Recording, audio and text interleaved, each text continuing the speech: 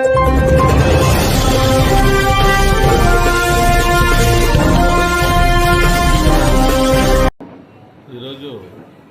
Kadiri municipal చరిత్రలో ఒకటి చీకటి దినంగా మేమంతా భావిస్తున్నాం.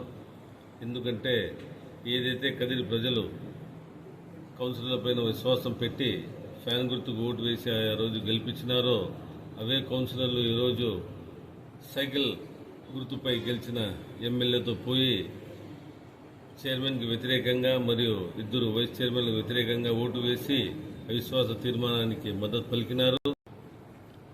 మార్కెట్లో పశువులు అనుకున్నట్లు ఈ 19 మందిని కొనుక్కొని వాళ్లకు అనుకూలంగా ఈ కూటమి ప్రభుత్వం ఓటు వేయించుకుంది.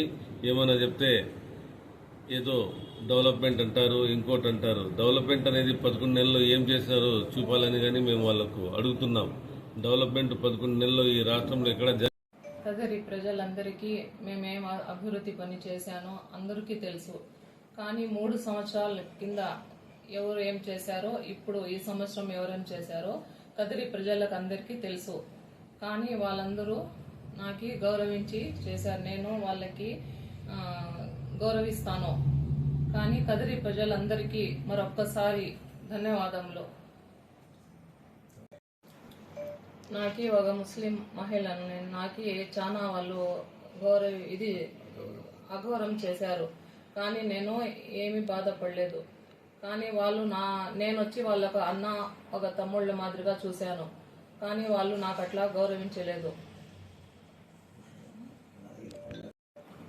గౌరవైన జగనన్నకి నమస్కారములు. కదిరి పట్టణ ప్రజలందరికీ నమస్కారము.